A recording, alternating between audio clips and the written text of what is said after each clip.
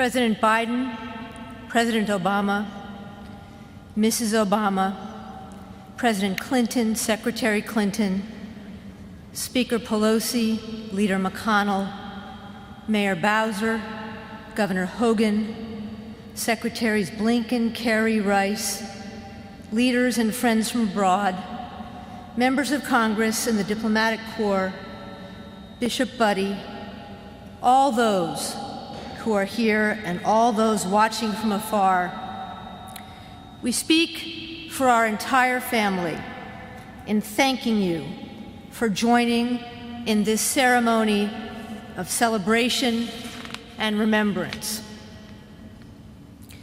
Most of you knew Madeleine Albright as a colleague in government or business, a teacher, or a champion of democracy and human rights. To the world, these were the many hats she wore. But to our family, she also wore others, that of devoted sister, aunt, Grandma Maddie, and for the three of us, the best mom ever. Of course, even great moms have quirks. When we were little, my sisters and I often awoke to the odd maternal cry of "Up and Atom," said the molecule. Usually, Mom had risen hours earlier to work on her PhD dissertation, fix our breakfasts, and organize our backpacks. When we were at summer camp, she constantly sent us notes about whatever was on her mind: the state of the garden, plumbing issues, or whether we thought it would be okay for her to take a job on Capitol Hill. Her handwriting was distinctive and indecipherable. Her M's all looked like W's, and so the signature on our library cards identified our mother as Wadeline Albright. Now, some people, in the lingo of our Czech grandmother, like to play it by the ears. Not Mom. She loved schedules and knowing the order of her day. She had boundless energy and was always planning for what came next. She described herself as an optimist who worries a lot, and we can all attest to her worries. She was incredibly protective. But no matter how much she took on, no matter how much of the world was on her plate, we always knew that when we needed her, she would take our calls, say, "Here I am," and come quick. Of course, we worried about her too, especially after she became UN ambassador and militants cursed and threw rocks at her in the Balkans. The resulting T-shirt, "I got stoned with Madeleine Albright,"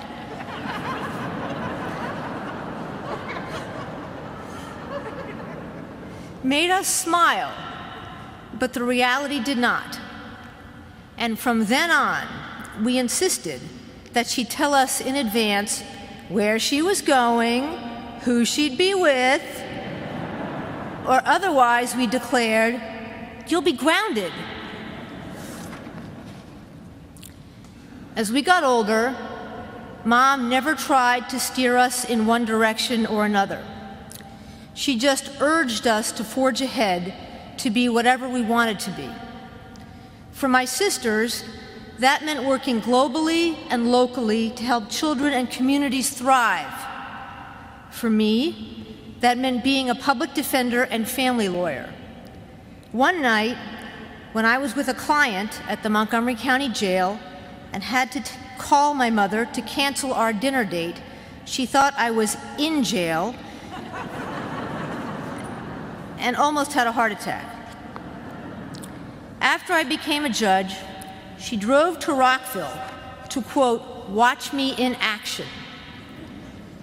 Effective courts, she said, were essential to a strong democracy.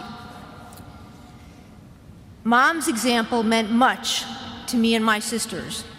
She said that if we, or any other young women, wanted to compete successfully with men, we had to make sure our ideas were heard. And that meant being willing to interrupt.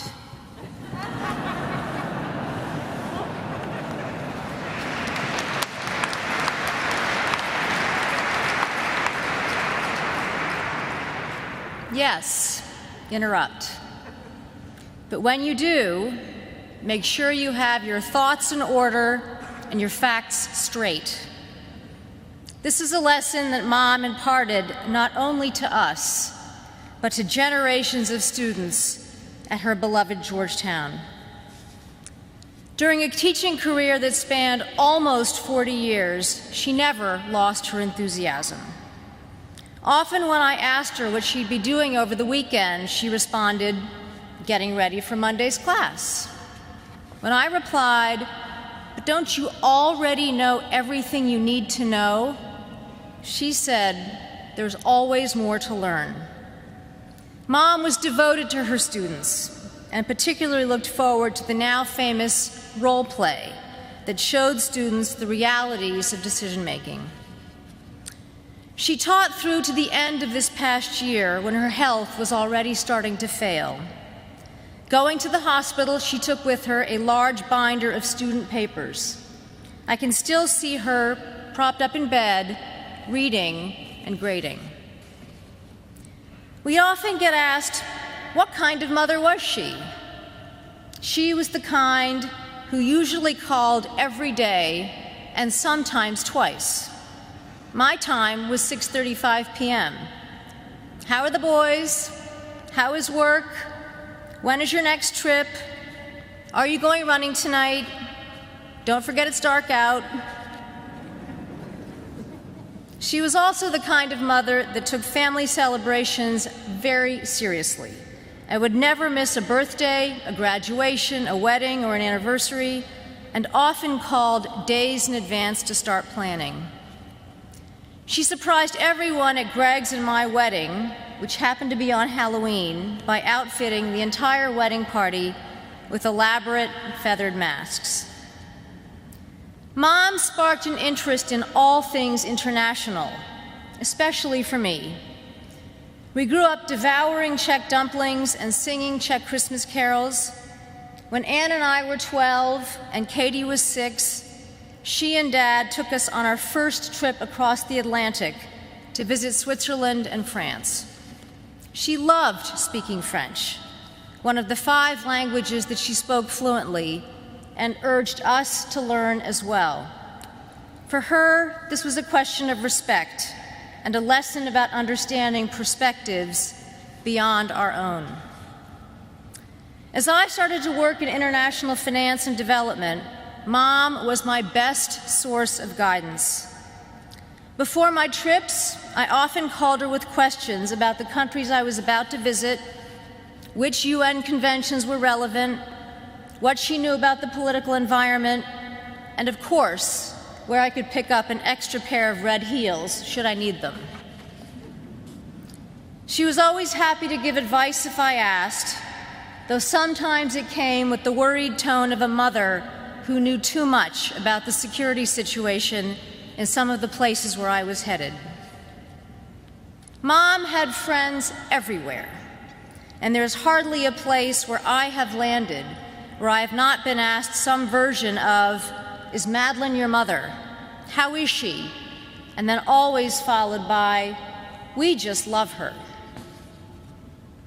Mom took a particular interest whenever I let her know that I was visiting refugees or working to help girls get a better chance for an education. Often her voice would grow a bit deeper, the conversation slower, and I could tell that she was reminded of being an 11-year-old immigrant girl who survived the Blitz, moved around repeatedly, left her homeland, and arrived in the United States in 1948 with her sister, brother, and parents, seeking refuge and wanting a better and safer future. Even though she became one of the world's top diplomats, Mom never forgot where she came from and how precarious her circumstances were when she first arrived in the United States. This explained why Mom never took anything for granted and was always grateful for everything. She described herself as a grateful American and took enormous pride in representing the U.S. abroad. Now, when I look at my watch, I know that 6:35 p.m. will never be the same for me. And I will be forever grateful, Mom, for everything you've given me.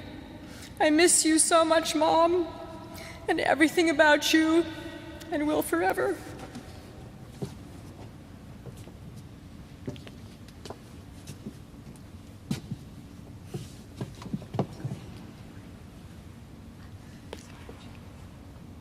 I'm the youngest and tried my very best to take advantage of that by pushing the rules and boundaries.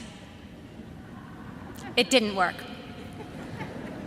But Mom also had rules for herself.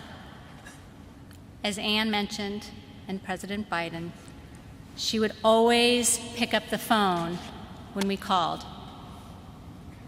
But I still remember this one day she didn't.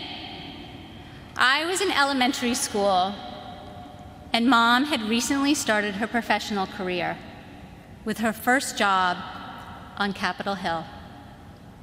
When I called her office, I was told, "Your mother can't come to the phone right now because she's on the floor with Senator Muskie."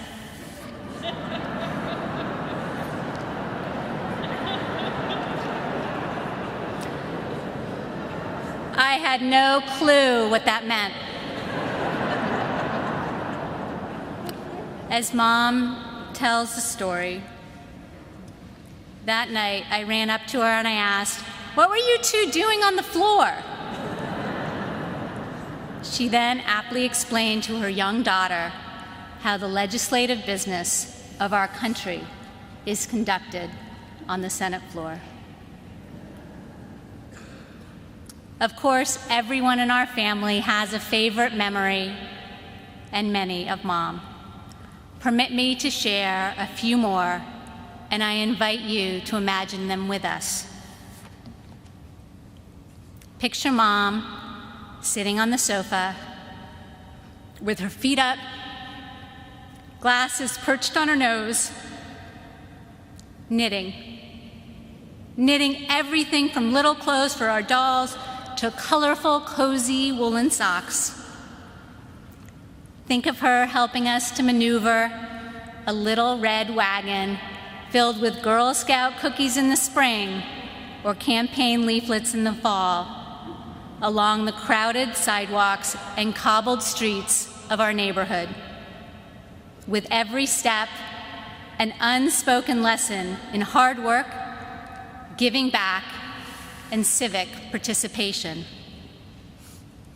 Imagine Mom swooping down the Colorado ski slopes while wrapped in a purple parka and fuzzy hat. Or, more accurately, snow plowing back and forth so cautiously that we teased her of inventing a whole new sport, uphill skiing. But skiing, as in life, she always let us zoom ahead and beamed at our daring. Think of her at a commencement ceremony, indeed my own, from that very pulpit, decked out in her academic robes, urging young people to help one another, take risks, laugh often, and never leave a friend behind. Or in her dark blue suit, preparing for her historic confirmation hearing as America's first female Secretary of State. And what is she doing in the waiting room? Brushing her hair and giving us each a tic-tac. Picture Mom, cheeks a bright pink, as President Obama clasps the Medal of Freedom around her neck. After which she shares with us the pride she felt in her own parents and the delight that her grandchildren, her grandies, could witness the day.